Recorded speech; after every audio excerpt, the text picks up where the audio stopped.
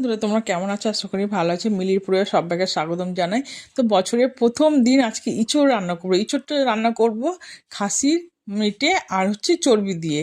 দেখতে পাচ্ছ এটা করবো রেসিপিটা। আর কি কি মশলা লাগছে, বেশি কিছু মশলা দেবো না। একটু জিরা নিলাম, আদা আর শুকনো লঙ্কা আর রসুন আর পেঁয়াজটা তেলে ভেজে দেবো, দিয়ে মশলাটা পেস্ট করে রাখলাম। এদিকে আলুটা বেশ বাদামি কালার করে ভেজে নেবো, ভেজে তুলে রাখবো। আর ইঁচড়টা আগে প্রেসার কুকারে সিটি মেরে রেখে দিয়েছিলাম, নাহলে তো ভালো সেদ্ধ হবে না। তেলে পুরো দিয়ে দিলাম জিরা, তেজপাতা, শুকনো লঙ্কা, এলাচ ফোড়ন দিলাম। দেওয়ার পরে পেঁয়াজটা দিয়ে দেবো। পেঁয়াজটা দেওয়ার পরে বেশ বাদামি কালার করে ভেজে নেবো।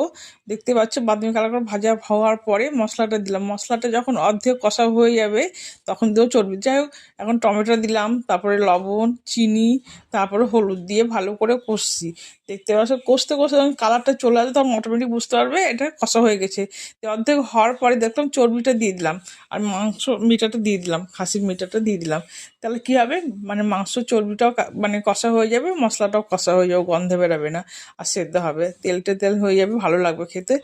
ভালো করে কষে কষে আমি রান্না করছি, দেখতেই পাচ্ছ। আর কালারটা খুব সুন্দর হয়েছে না? বেশি ঝাল দিইনি, হালকা ঝাল দিয়ে করছি, শুকনো লঙ্কা দিচ্ছি, আমি কোনো মশলা দিইনি। আর এদিকে ইঁচড় আর আলু দিয়ে ভালো করে আবার কষবো। কষে কষে এটা রান্না করছি। আর ইঁচড় তো জানোই, এখন মাংস দিয়ে রান্না করলে তো এত সুন্দর লাগবে, মেটে আর চর্বি দিয়ে রান্না করলে তো এত সুন্দর লাগবে খেতে, কি বলবো বন্ধুরা। আর যে কোনো রেসিপি আমরা রান্না করে খাই, ভালো লাগলে তবেই তোমাদের সঙ্গে শেয়ার করি। যাই হোক, জল দিয়ে দিলাম।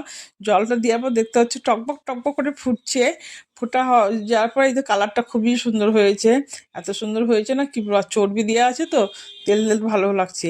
আর দিয়ে দিলাম একটু গরম মশলা। গরম মশলা দিয়ে একটু ঝোল ঝোল রাখবো, কেন ওটা শুকনো শুকনো মাখো মাখো হয়ে যাবে। ঠিক আছে। তারপর আজকে বিয়ে বাড়ি রাত্রে নিমন্ত্রণ আছে, শুধু দুপুরের জন্য। দেখতে পাচ্ছ খুব সুন্দর কালার হয়েছে, এত সুন্দর হয়েছে না, খেতেও ভালো হয়েছে বন্ধুরা।